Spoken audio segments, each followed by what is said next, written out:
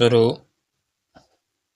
शहर के सम्मेल का तप्पड़ मोहल्ले की ओर बने आखिरी घर की खोली में पहुंचकर उसने दोनों हाथों की मदद से अपने सिर पर धरा बोझा नीचे उतारा। स्टॉप। मिट्टी से भरा एक कंटर। स्टॉप। माटी वाली। स्टॉप। टिहरी शहर में शायद ऐसा कोई घर नहीं होगा, जिसे वह न जानती हो या जहां उसे न जानते हो, घर के कुल निवासी, बरसों से वहां रहते आ रहे हैं, किराएदार, उनके बच्चे तलक। स्टॉप। घर घर में लाल मिट्टी देते रहने के उस काम को करने वाली वह अकेली है। स्टॉप। उसका कोई प्रतिद्वंदी नहीं। स्टॉप।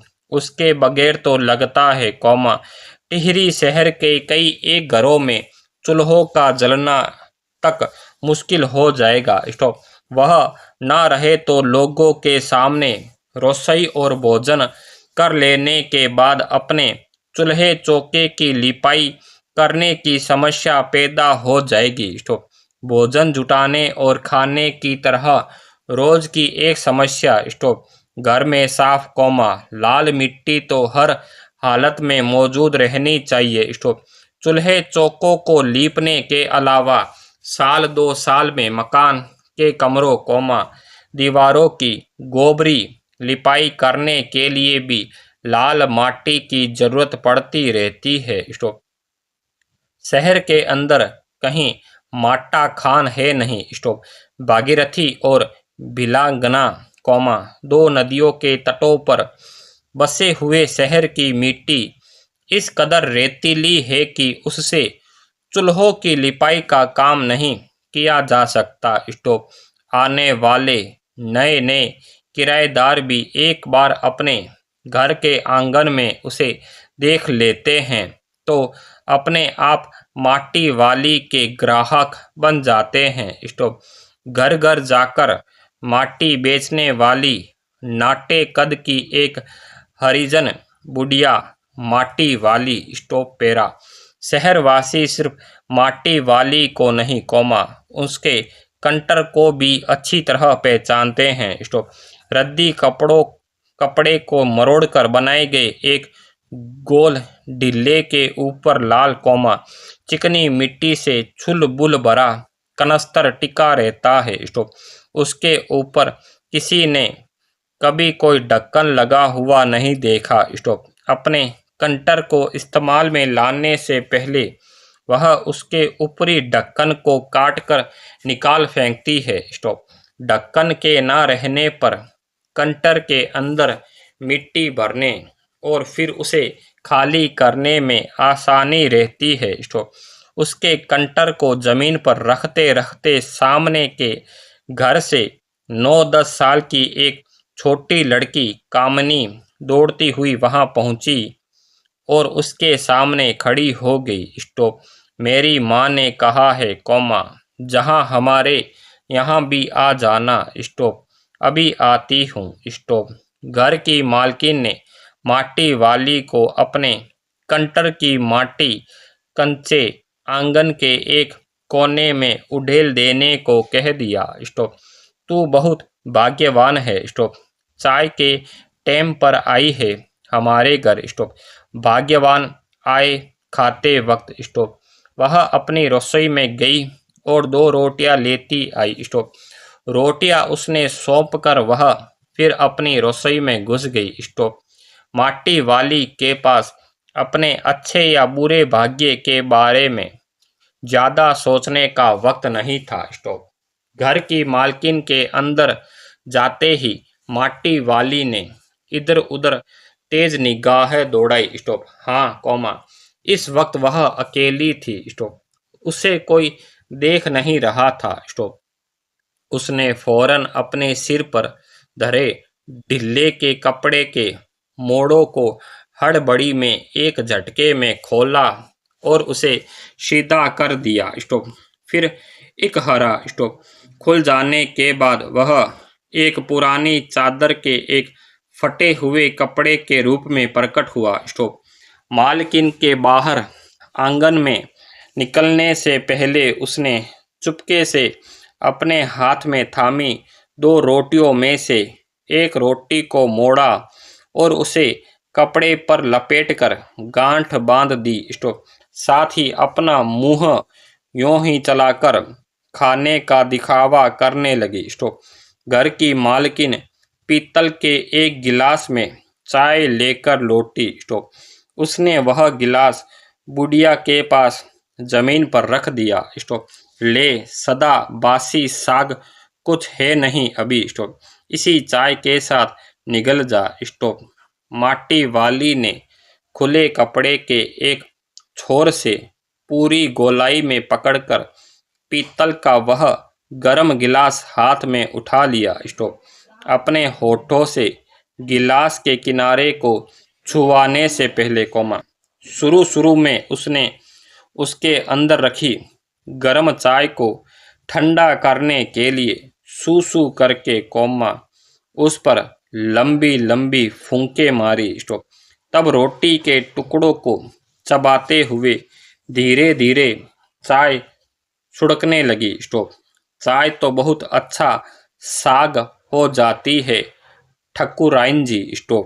भूख तो अपने में एक साग होती है बुढ़िया। भूख मीठी की भोजन मीठा। तुमने अभी तक पीतल के गिलास संभाल कर रखे हैं पूरे बाजार में, और किसी घर में अब नहीं मिल सकते ये गिलास। इनके खरीदार कई बार हमारे घर के चक्कर काट कर लौट गए। पुरखों की गाड़ी कमाई से हासिल की गई चीज़ों को हराम के भाव बेचने को मेरा दिल गवाही नहीं देता। हमें क्या मालूम कैसी तंगी के दिनों में अपनी जीभ पर कोई स्वादिष्ट चटपटी चीज़ रखने के बजाय मन मसोर कर 2-2 पैसे जमा करते रहने के बाद खरीदी होगी। उन्होंने ये तमाम चीज़ें जिनकी हमारे लोगों की नज़रों में अब कोई कीमत नहीं रह गई है, बाजार में जाकर पीतल का भाव पूछो जरा दाम सुनकर दिमाग चकराने लगता है और ये व्यापारी हमारे घरों से हराम के भाव इकट्ठा कर ले जाते हैं तमाम बर्तन भांडे कांसे के बर्तन भी गायब हो गए सब घरों से। इतनी लंबी बात नहीं सोचते बाकी लोग।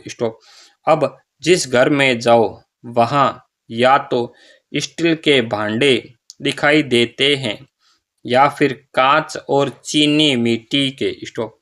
अपनी चीज़ का मोह बहुत बुरा होता है। मैं तो सोचकर पागल हो जाती हूँ कि अब इस उम्र में इस शहर को छोड़कर हम जाएंगे कहाँ। ठकुराइन जी जो ज़मीन जायदादों के मालिक है वे तो कहीं न कहीं ठिकाने पर जाएंगे ही। पर मैं सोचती हूँ मेरा क्या होगा, मेरी तरफ देखने वाला तो कोई भी नहीं। चाय ख़त्म कर माटी वाली ने एक हाथ में अपना कपड़ा उठाया दूसरे में खाली कंटर और खोली से बाहर निकलकर सामने के घर में चली गई। उस घर में भी कल हर हालत में मिट्टी ले आने के आदेश के साथ उसे 2 रोटियां मिल गई। उन्हें भी उसने अपने कपड़े के एक दूसरे छोर में बांध लिया। लोग जाने तो जाने कि वह ये रोटियां अपने बुड्ढे के लिए ले जा रही है। उसके घर पहुंचते ही असक्त बूढ़ा कातर नज़रों से उसकी ओर देखने लगता है। वह घर में रसोई बनने का इंतज़ार करने लगता है। आज वह घर पहुंचते ही 3 रोटियां अपने बुड्ढे के हवाले कर देगी। रोटियों को देखते ही चेहरा खिल उठेगा बुड्ढे का।